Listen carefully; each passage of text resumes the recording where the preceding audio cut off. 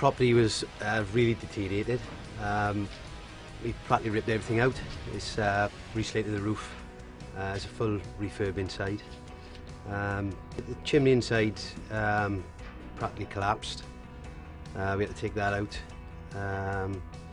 The cellar needs a lot of work doing. We're going to fill that in now. We decided that's the best way forward on that. But apart from that, it's okay. You know, we're going fine, so should be okay. It's going to be pretty oldie-worldy. We're trying to keep it traditional because that's what Ron the Cenotaph want. Andrew's not happy with that, mind. He wants a full glass one, but you've got to deal with councils, so that's the way forward, I think. Weather's been good to us for the new job, really. Haven't had any hold-ups with the weather.